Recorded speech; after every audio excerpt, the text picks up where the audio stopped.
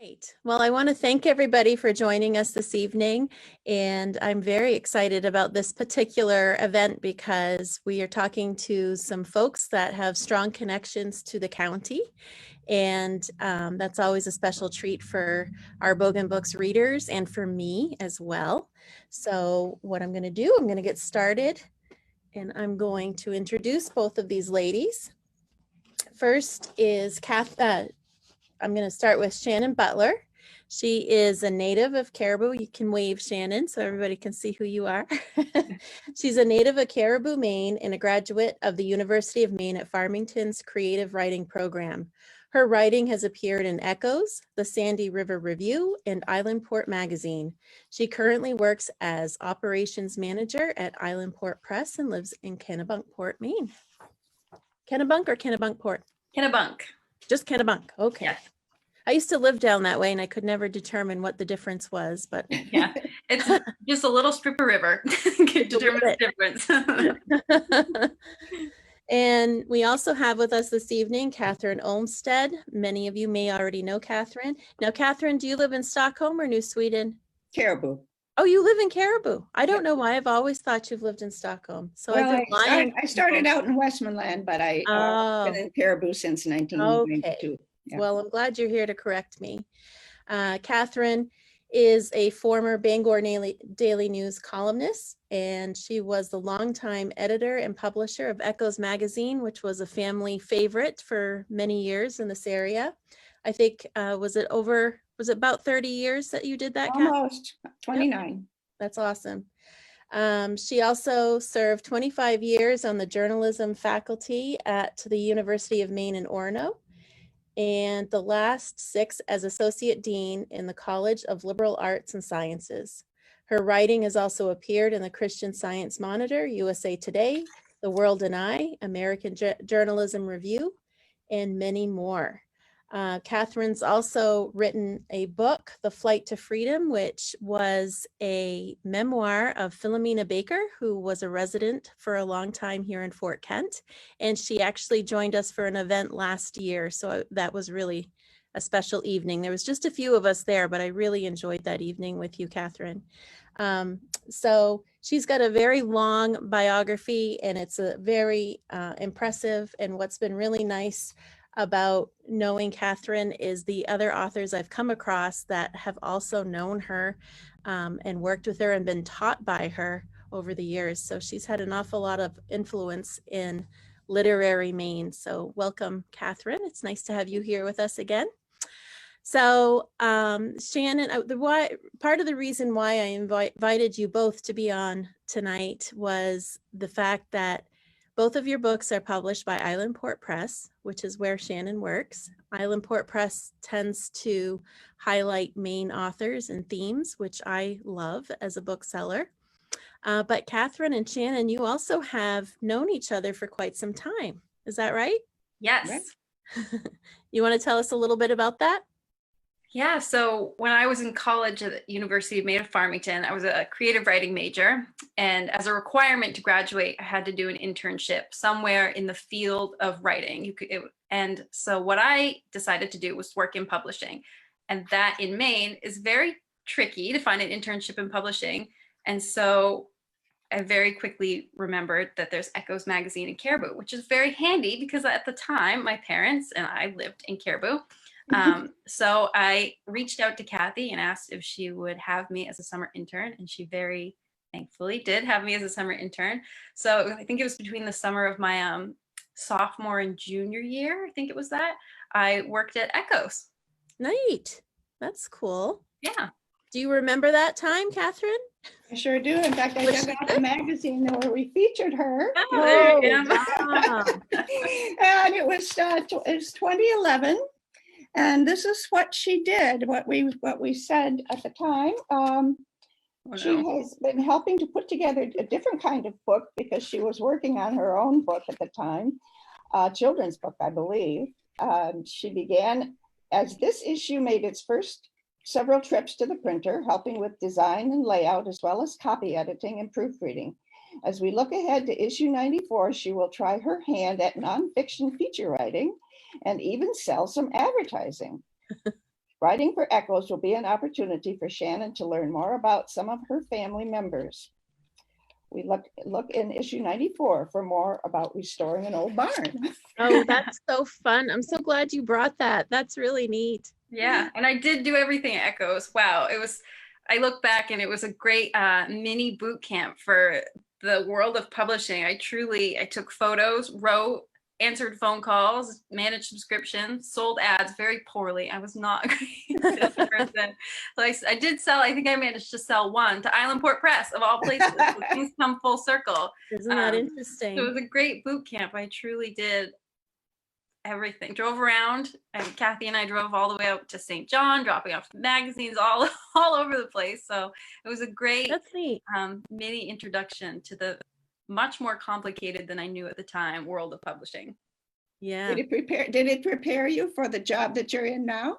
I think so. I think I think there's this kind of movie, this Hollywood glamour to the life of publishing that people see in movies where they think you're going to have a swanky office and just read books all day. And I wish, it's multitasking, and, you're doing, sometimes like today, I was out in the warehouse dragging pallets around. Sometimes it's not glamorous, and, so it really prepares you.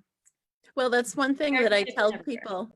I tell people all the time when they say, what does it take to be a bookseller? I said, you need to know how to wash floors and break down boxes really well.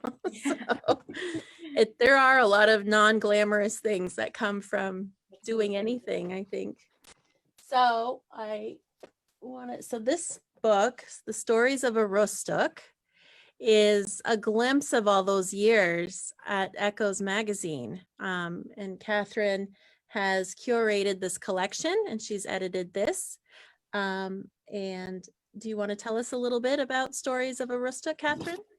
Well, Stories of Arostok is an anthology, a collection of 52 stories from over the 29 years that Echoes was being published. 35 writers.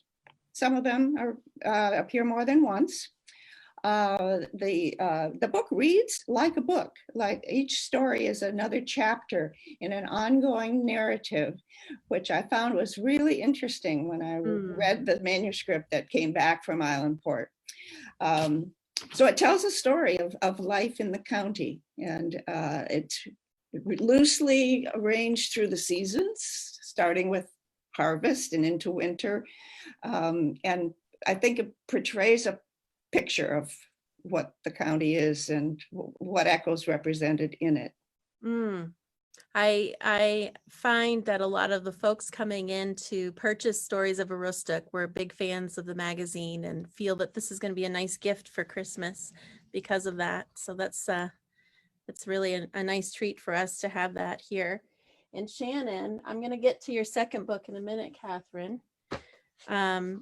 Shannon has written All is Calm, and I love this book. It's so Christmassy. Yes.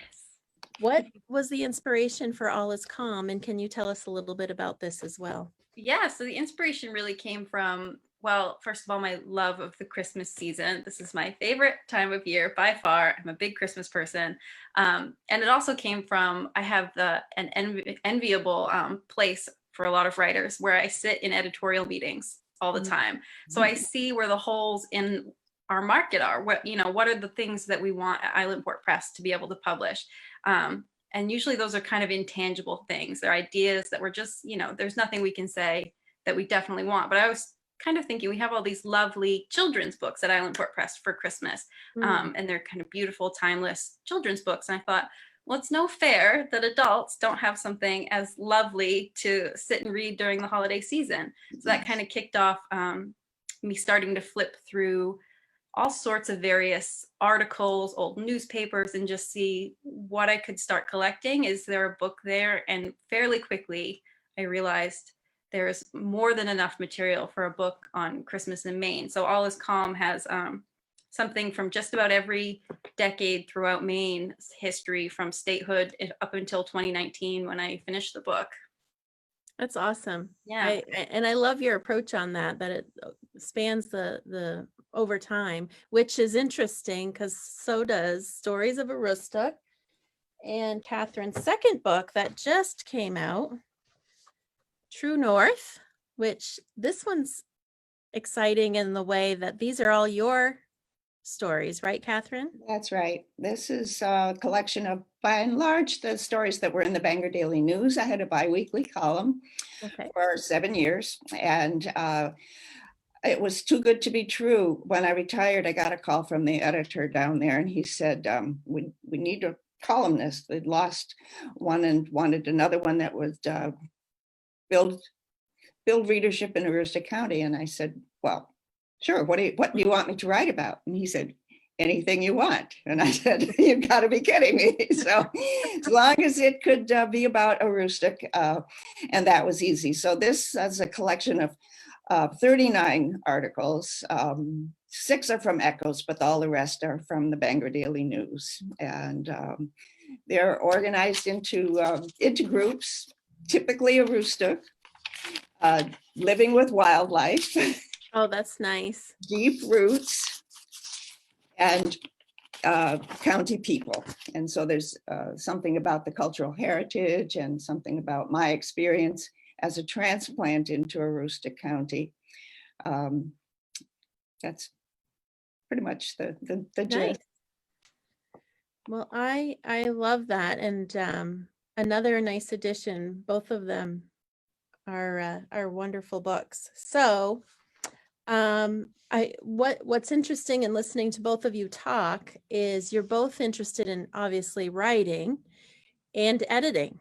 Do you have a preference of editing versus original work? I don't know. You know, writing is always harder to me than I like to think it is. I like to, it doesn't come as naturally to me as some maybe people who just flow creativity. I feel like I'm a very creative person, but sometimes you sit down and it's total like gridlock in the brain. So sometimes it's easier to read the work of other people and start seeing how you could fit that in. And that's what I did with All Is Calm. Is I first read a lot. And so as I was reading other people's work, it really started lighting off things in my head about things that I could write about to kind of weave the stories together or to tell my own story. So for me, the editing process led into the writing process for All Is Calm. How about you, Kathryn? Well, they're totally different. Editing is more of a social activity, and writing is a solitary activity. And I like them both equally. I really thought about your question, and I like them both for different reasons. I love working with writers, and they seem to appreciate my efforts to help them say what they want to say in as few words as possible. And I enjoy writing. I think I've enjoyed since childhood trying to describe things that I see that I want to preserve. So I write to tell the story. And as I got older, I think I use writing a lot to kind of discover what I think about things, try to work things out. And so that's both equally fun. I really love doing Echoes and working with writers, getting to know them, and never really meeting most of them. They were just all, it was all virtual, if you will. Yeah. And then the time with the Bangor Daily was just a lot of fun because there was just no end of stories. And I learned so much. I like to write because I like to learn. I'm very curious. So I couldn't believe when I first got a job at the Aroostook Republican that they were paying me to ask questions of people and tell their stories. What you love to do, right? What I love to do it. I had a reason to do it. I had an excuse to badger them with questions and then to try to turn their stories into my stories. That's amazing. I've had my experience with writing has been writing for marketing. And Shannon, I'm just like you. I love the idea of being an author, and I do a lot of writing just to brain dump from time to time, but to conceptualize and get a project going it's not in me, not now. Maybe someday it will be. Brain dump, I love that term. Yeah, but that's what it is. But I do enjoy editing a little bit. I feel like it's neat to see, where things are going and kind of shape them into a different place. And that's a really, or just guide it to not necessarily a better place, a different place, but a better place. So that's always been fun. But so I understand that idea of it. And Kathryn, I just listening to you talk, I can see that this has been your life's passion, and you're very good at it, and obviously influenced so many people in what you've been doing. So I wonder if each of you would share a little bit of your like an excerpt from each of your books, if you wouldn't mind.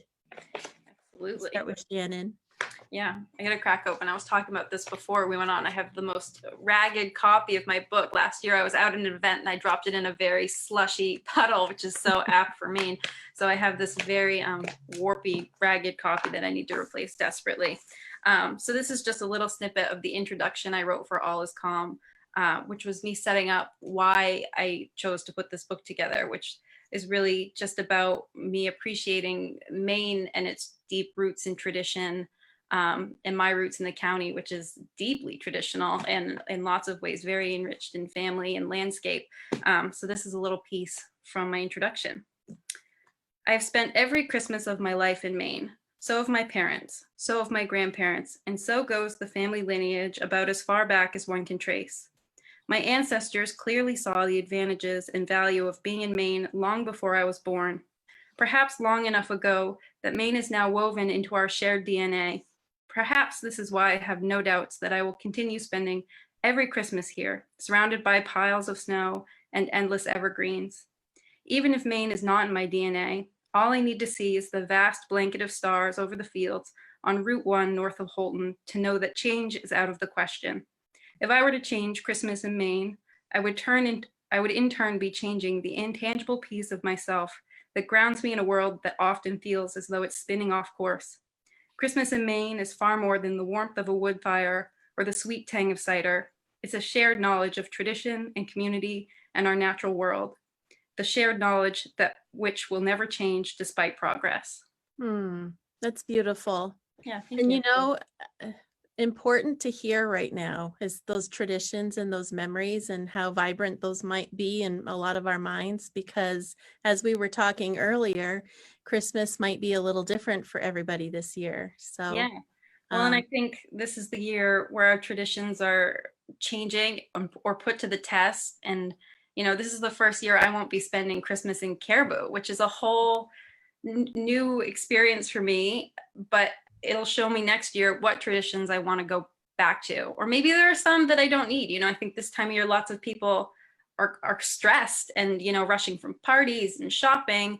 And this is, you know, silver lining, a year where we can shut that off and really focus on what's right in front of us and try and figure out what's important today and what's important right now. And next year, maybe some of our traditions will be even better because we'll have dropped off the ones that don't matter, and the ones that we miss the most will be even better next year. Yeah, that's a great point.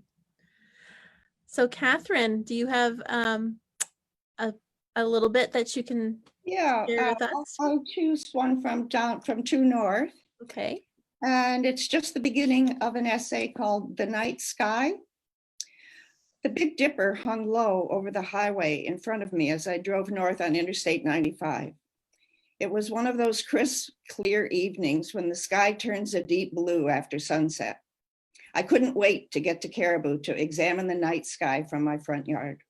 I was not disappointed. The sky was a blanket of stars bisected by the Milky Way, a broad swath, millions of stars in an arc over my head.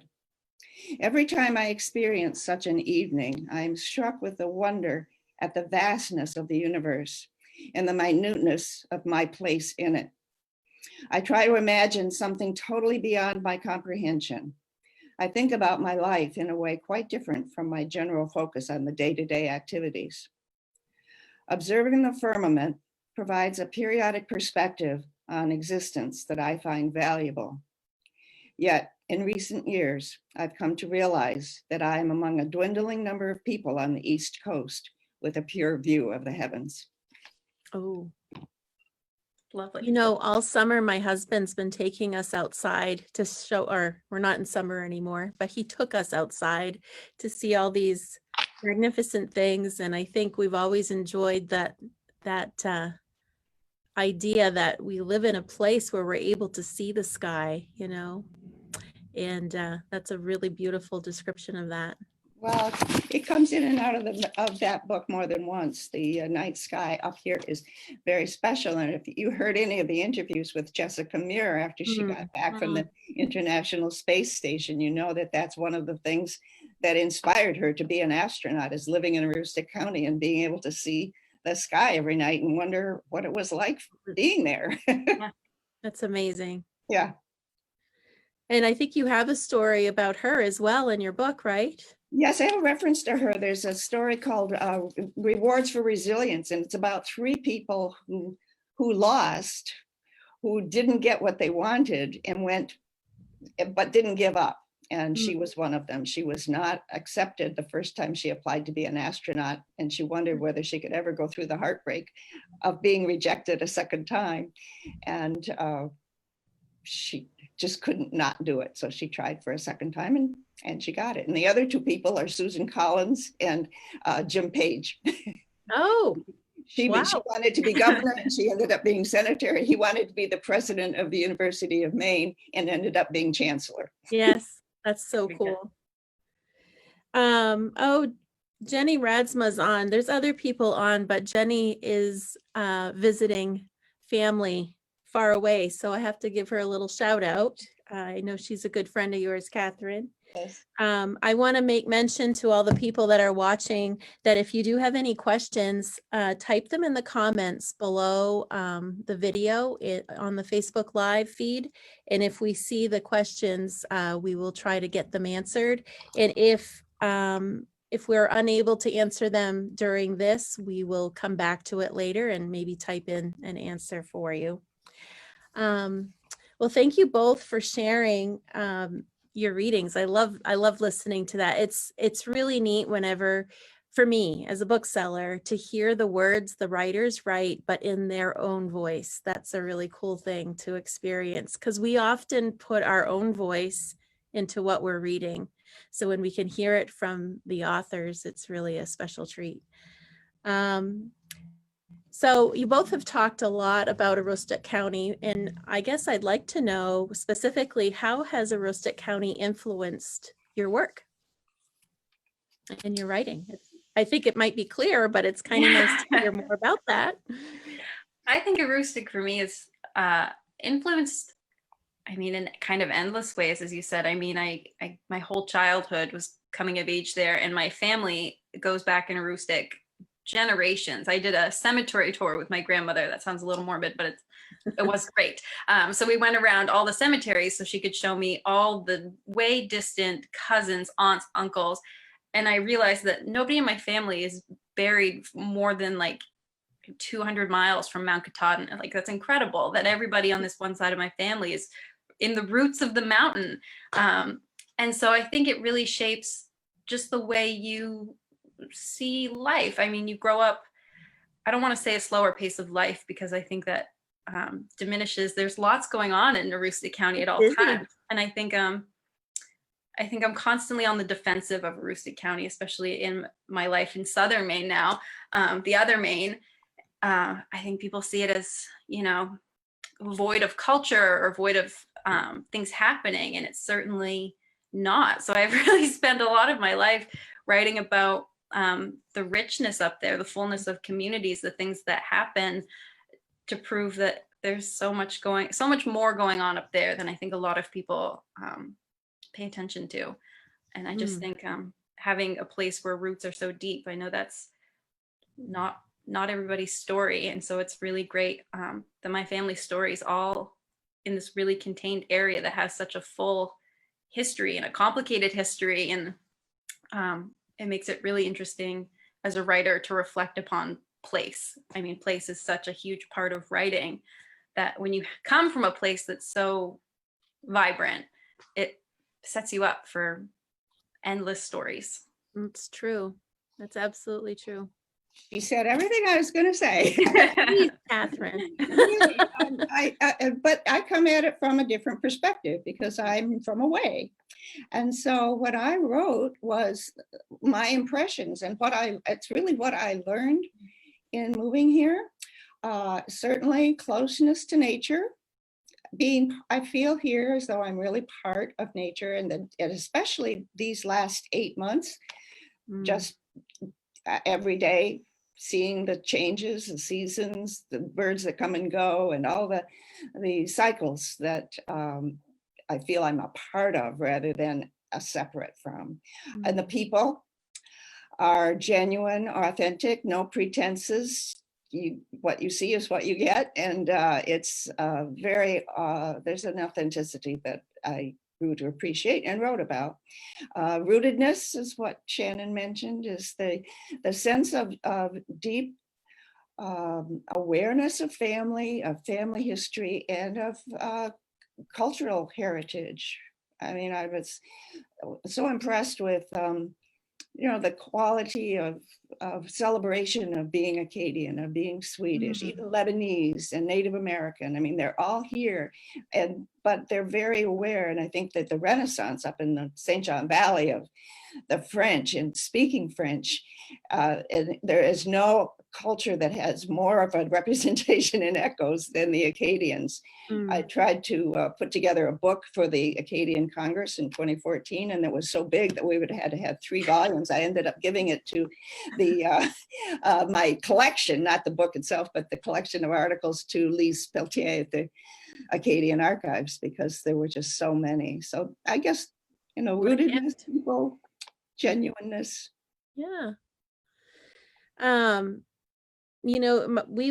I grew up in Fort Kent, and we moved away for a little bit, and it was really interesting because one of the decisions we had as a family was to move back to Aroostook County because we didn't want to be part of the rat race. We were exhausted. We came up here and we lived such a busy life while my children were growing up. There was so much to do, and it's such an interesting point when people are trying to feel like we might be devoid of life up here. There's so much life and so much culture. It's very rich in that way. And I think whatever the culture is that means something to people, I think they're all holding on to that and celebrating it, and I love that about this area. And it's no matter where you go, people move away. We had a flurry of subscriptions to Echoes from San Bernardino, California. And I just finally, someone called about their subscription. I said, well, why are all these people? Well, we got together. We had our Aroostook County meeting, and somebody mentioned the magazine, and everybody wanted to subscribe. Well, what other region has little pockets of people all over the country? There was one in Florida, there's one in Bangor, but San Bernardino? Yeah. I will say, as these books have come out, Kathryn's books, I've gotten calls, people call to order them, and I answer the phones much of the time. And it's people from all over. I mean, like all over. I think we've shipped this book to more states than any book in a long time at Islandport. And the people call, and they always have a little story of, my husband was from the county, and I say, oh, where? And it starts up this whole immediate conversation of, they mention, oh, I grew up in Caribou, but I moved away a long time ago. And I say, oh, I'm from Caribou too. And it's this immediate lights on moment of, you're my person. And I get so many stories, and just people are so excited to talk to somebody who knows where they're from. Because I think, it's such a remote place that I think you go away and you feel like nobody knows where you're from. And then all of a sudden you make one phone call and you're talking to somebody who, is very aware. And even though a lot of the people I talk to are in a different generation than I, you can still very much appreciate that the town that you're from is still very much the same in a lot of ways, very different in a lot of ways. But so it's been really fun to talk to all these people from, it's almost like talking to expats, like you're calling people who've left their country or something like that. They're just they have this deep pride in where they come from, and this excitement to talk to somebody who shares any piece of where they're from. That's amazing. Yeah. I that was one thing I do remember also when we weren't living here, is when you get a little homesick, you're bound to see somebody that knows exactly where you're from, or they might be from home themselves, and it kind of fills in that gap a little bit. We have a few questions that have popped up, so I'm going to get to those. Allison Ladner asked, Shannon, what are you working on now? And I guess that would be a good question for Kathryn as well. Oh boy, I don't know what I'm working on now. That's the writer's kind of dreaded question, isn't it? Always something. I have a notebook it's like a notebook of beginnings with no endings. It's lots of little starts and stops, little snippets. I've been asked about a sequel to All Is Calm, or, you know, a 200-year anthology of some other holiday. So those are always kind of in the back of my mind, but currently no major writing projects. Unfortunately, I should change that. It's always hard to get something started. Getting started is the hardest part. Once you get the idea and start moving, it feels like it flows very efficiently, but starting's hard. How about you, Kathryn? Well, for me, it's a deadline. I've had a couple of invitations to write profiles of graduates of the University of Maine for the Alumni Magazine. And this has put me in touch with two extraordinary women. And they're both journalists. And I just finished one and filed it yesterday about a graduate of the University of Maine Journalism Department who became a staff photographer for the Los Angeles Times. Wow. And she's ended up winning all kinds of awards, including being on the staff for staff Pulitzers of the, remember the mass shooting at the San Bernardino Health Center where there were 14 people killed. And then she won a Pulitzer for her pictures, or the staff won a prize for the pictures and stories. And then the other one was of a fire in the same area, but just the drama of her pictures and the drama of her experiences. She says, I have riot gear, I have flood gear, I have fire gear, and now I have COVID gear. And she says, everything is COVID now. So we wondered about how I would interview her. And she had a 5-hour trip to the mountains to do a story on skiing in the COVID, skiing during a pandemic. So during that 5-hour trip, I interviewed her for 2 of the 5 hours, and we had a conversation. So that's what I'm doing now, is just freelancing. I really feel a little lazy because I should be initiating some of my own stories, but when someone calls and says, would you write this? And I say, oh, sure, yeah. So much for writer's block when somebody tells you this is what you got to be doing, right? And I will never say no, because that's the kind of discipline I need. Okay, well, when is it due? and then I'm on it, you know. But it's like Shannon, it's hard to get going if you don't have somebody to prod you. But I do have a whole bunch of ideas. I have a file, I have a boxes of ideas, and I will get to them. I'm thinking actually of reviving a column that I did when I first moved to Aroostook County, because I was amazed at the number of people who came back here to live, young people and older people, both retirees and people right out of college. And so I did a column and interviewed them, asked them questions about why they did it and what their decision was involved. And I'd like to do that again, because there's people coming back now. The column was titled, They Came Back. So I thought that would be I could do it again. There's tons of people to interview, and I think their stories are all interesting, and they developed some themes, and I imagine that would be similar if I did it again. Right. That's cool. Yeah. Another question that popped up is from Susan Plissy, and she's got a question that I have as well, and it's about your writing processes.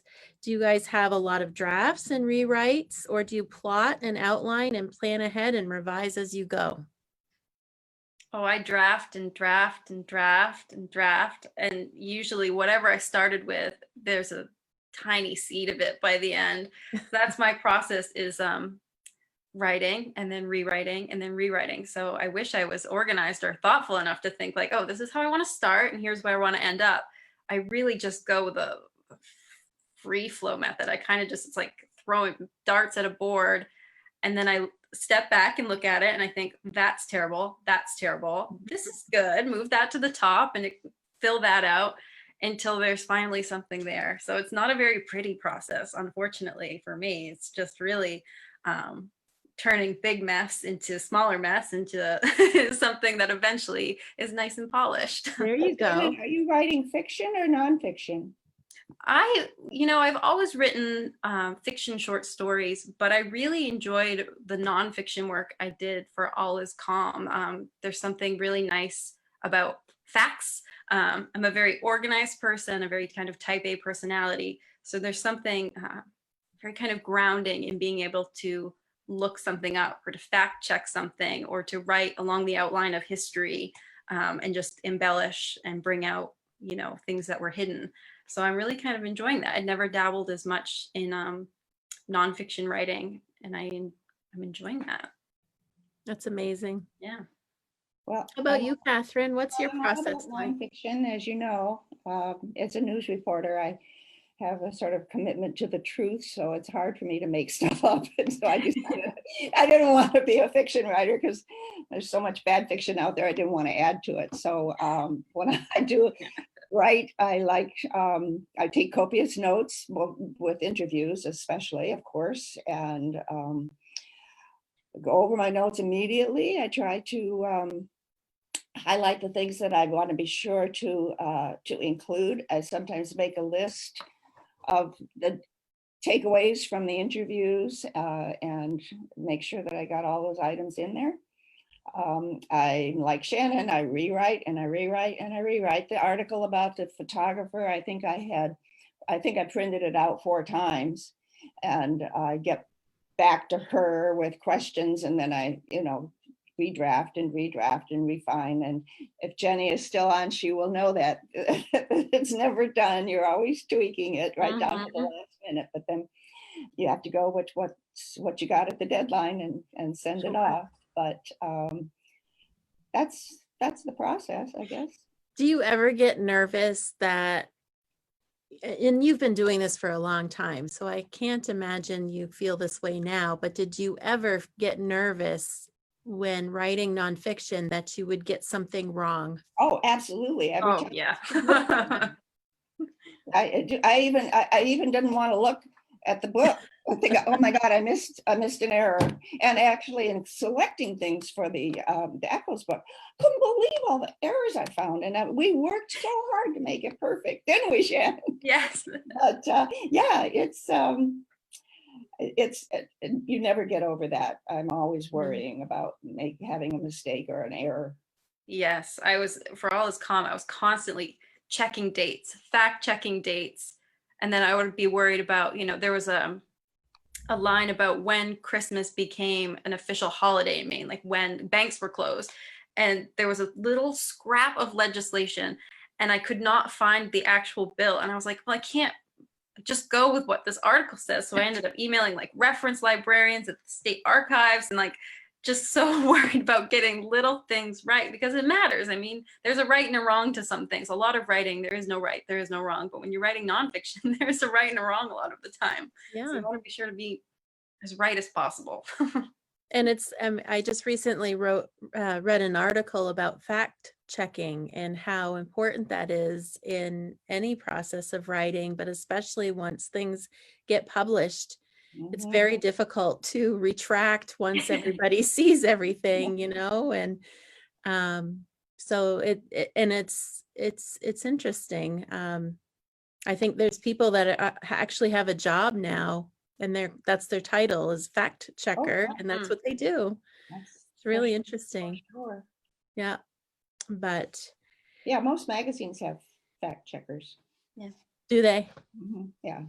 It's interesting. I guess the researcher in me would like that. I like researching things, but in today's day and age where there's so much news that's you're not sure if it's real or not, it's like, how do you even source some of these things sometimes, you know? But I So, do wonder how I survived without Google. It takes so Yeah. much time for checking just little things, you know, you can get it. And not to mention computers. I mean, we started before really we had anything digital. right. 1988 was when Echoes started. So you bring up a really good point, and my last question of the evening is your collection spans a period of time, and Shannon's collection, For All Is Calm, spans a greater period of time. Mhm. Did you both notice or give pause to changes that happened with technology or just in the world alone that affected the material that was in each of the articles? Absolutely. My favorite thing that I discovered in reading All Is Calm, and I mean, the book starts with a little precursor of Christmas history, which is way before statehood, you know, when there were just settlers kind of poking around in Maine, struggling to survive. And so it starts way back, and starting pretty much as far back as they can trace Christmas. People have been longing for the Christmas of yesteryear. So I feel like we're always hearing, oh, I wish Christmas was this more pure version, like what my grandparents had or what my great grandparents had. Well, it turns out our great grandparents said the same thing. So, and it really kicked off starting around the turn of the century, where Christmas became highly commercial. You know, Maine started selling trees and wreaths, department stores started opening. There was more fair wages, so people had more money. People really started being like, you know, it was better back then. And some of the things I read about, and I'm like, I don't know if it was better way back then. You know, people were freezing to death in the woods. I'm not really sure it was better, but it's really interesting to see that for centuries, people have been dreaming about the Christmas of yesteryear. So it makes you think, like, appreciate what you're in now, because, you know, in 100 years, somebody's going to look back on what you had as that was the best, most pure version of Christmas. So it just makes you think, like, yeah, it's probably not as crazy or as busy or as hectic or as bad as I think it is. And maybe my grandparents and great grandparents, they probably, you know, maybe it wasn't as great as I see it from here. So it was really interesting to see everybody's comparisons throughout the years.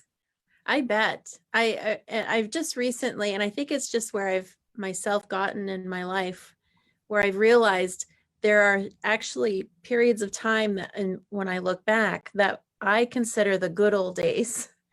But what I've also recognized is what I call the good old days now, I didn't know they were the good old days Exactly. back then, you know? And I think we have a tendency to do that, to just not necessarily appreciate what we have going on at this time, and Absolutely. always looking back or forward or whatever. So that's interesting. So Kathryn, how about you? You must have seen some changes too. I was thinking about that as we started in 1988, and you asked whether the changes affected what people wrote, and I think that it's the societal changes created a longing for, as Shannon said, for the ways things used to be as our society became more materialistic and more consumptive and fast-paced. The stories that we would get intensified that feeling of wanting to seek a simpler life, a slower pace, something where, well, and what we've all been forced into in a way with COVID is to slow down and not running around. But and as I was reading over, especially in True North, a number of articles that dealt with conservation, with reusing things, with not throwing stuff away. You can always find a use for something, or, you know, the whole idea of quilting. I remember Glenna Smith, who wrote, you know, the Old County Woman, our column in Echoes, who said, well, you know, why would you buy a package of quilting pieces? I mean, the whole point of quilting is to reuse something that you've discarded or would discard it. So, you know, that theory of that whole lifestyle of being frugal and being careful of your right resources was It was just a way of life. Yeah. So it's not about technology as much as it's just the whole society is, I think, seeking a sense of community and that sense of place that Shannon mentioned in describing Aroostook. Well, you both have been such a fun pair to be talking to and hanging out with tonight. Do either of you have anything else that you'd like to add? I don't think I do. No? Well, I really appreciate you taking the time to spend some time with us this evening. And to all of our guests online, I really appreciate you hanging out with us too. Just so you know, where did I put my books? Oh, I went and ruined my display earlier. While you're doing that, I want to just say the one thing I would say is thanks to you for bringing us together and for doing this. I think it's just it makes it, and actually you can attract a lot more people than when you have a book signing in your store. Yeah, absolutely. Yeah, so it's been, and you've done a great job. She, for those of you who don't know, she gave us a list of 9 questions that we could be thinking about. So I don't know that we addressed them all, but we did our best. Oh, I'm sure we didn't, but that's part of the fun, isn't it? Because I think we talked about a few other things, which was nice to touch on too. Yeah.